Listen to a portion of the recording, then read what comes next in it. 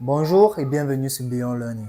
Moi, c'est Simo Photo. Aujourd'hui, nous allons travailler sur les algorithmes. Alors, c'est quoi un algorithme?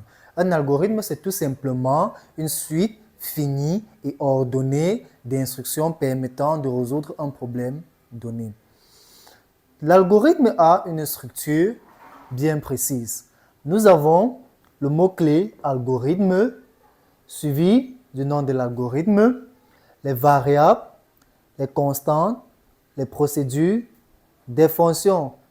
Tout ceci-là constitue la partie déclarative de la structure de l'algorithme.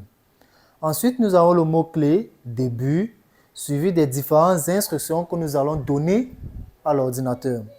Et le mot-clé fin pour dire l'arrêt de l'algorithme. Revenons un peu plus haut sur la partie déclarative où nous avons les variables. Les variables, c'est tout simplement des données qui vont changer ou du moins peuvent changer lors de l'exécution de l'algorithme. Les constantes, quant à elles, sont des données qui ne vont pas changer lors de l'exécution de l'algorithme. Ça veut dire qu'une fois qu'elle a été déclarée, elle ne peut être modifiée. Ensuite, nous avons les procédures et des fonctions. Les procédures et les fonctions sont des sous-algorithmes. Ça veut dire qu'elles ont la même structure que l'algorithme, la structure de l'algorithme que nous voyons là, sauf que la procédure peut retourner un résultat ou pas, alors que la fonction doit retourner obligatoirement un résultat. Sans plus tarder, nous allons essayer de passer à la résolution d'un problème pour essayer d'écrire des algorithmes. Imaginons que nous voudrons résoudre la fonction f de x qui est égal à moins 2x facteur de x plus 3, qui est une fonction nous permettant de calculer l'image de n'importe quel nombre. Alors, nous allons passer à l'écriture de cet algorithme. Eh bien, nous allons passer à la résolution de cet algorithme. L'algorithme qui nous permet de calculer l'image d'un nombre en fonction de f de x est égal à moins 2x facteur de x plus 3. La toute première chose qu'il faut faire avant de pouvoir écrire l'algorithme pour résoudre un problème, c'est de déterminer les différentes données qu'on va utiliser. Pour cet algorithme, quand on parle de données, bien sûr, c'est évidemment les différentes variables ou les constantes qu'on va utiliser. Pour cette fonction, nous remarquons que l'élément qui va le plus changer dans cette fonction, c'est x. Donc, nous pouvons déjà dire que comme variable, nous avons x. Écrivons algorithme. On souligne, c'est un mot-clé de la structure. 2 points. Le nom de l'algorithme, nous allons l'appeler calcul de 8 images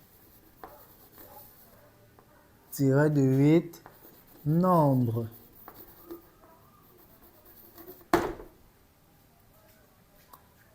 Nous avons également les variables.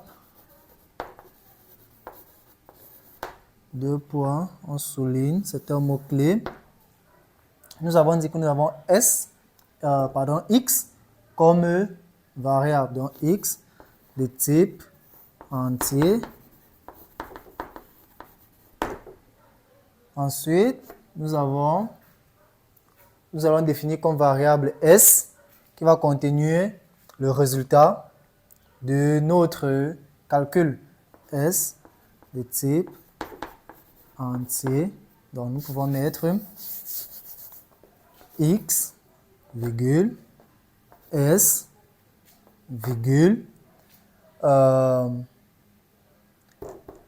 Nous allons également déclarer deux autres variables qui vont contenir le résultat de la première opération et le résultat de la deuxième opération. Donc, nous allons appeler S1 pour la première, je vais appeler S-8, 1 pour le calcul de la première opération et S tiré de 8, 2 pour le calcul de la deuxième opération. Ce sont des entiers. Voilà. La prochaine, c'est début. On souligne également. Pour pouvoir demander à l'utilisateur d'entrer la variable, du moins la donnée que nous avons besoin pour effectuer notre calcul, nous allons utiliser l'instruction écrit. Donc, écrit entre parenthèses, double quote, entrer la valeur de x. On referme le double quote, on referme la parenthèse et on met point virgule. Surtout, le point virgule, c'est important. Une fois que l'utilisateur a entré la donnée, maintenant il faut que nous récupérons cette donnée. Et pour récupérer cette donnée, nous allons utiliser l'instruction lire. Lire, entre parenthèses, on va stocker cette donnée dans la variable x.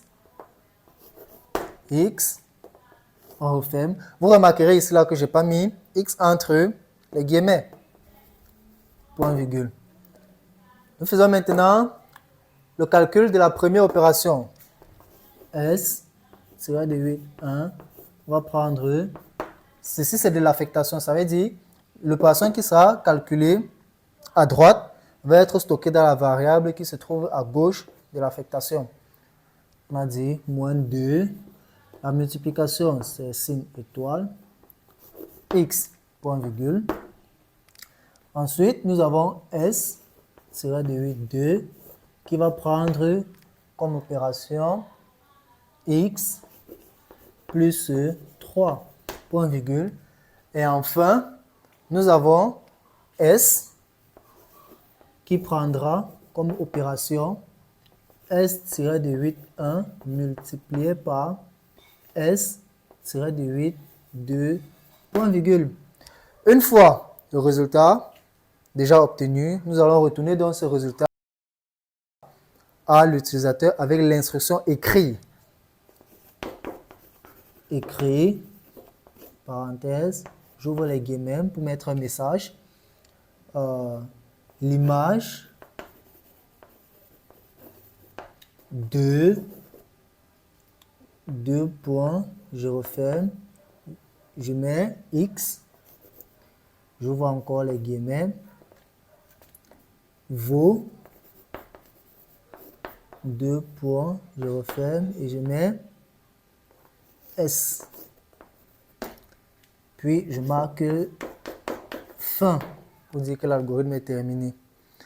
Donc, voici un peu l'algorithme qui nous permet de calculer l'image d'un nombre. Nous avons identifié les différentes variables, à savoir x, qui est la variable que l'utilisateur doit nous donner, s, qui est la variable qui doit contenir le résultat du calcul de la fonction, s1, qui doit contenir le résultat de la première opération de la fonction, et s2 qui contient le résultat de la deuxième opération. Ceci, c'était tout. Merci d'avoir écouté cette séance.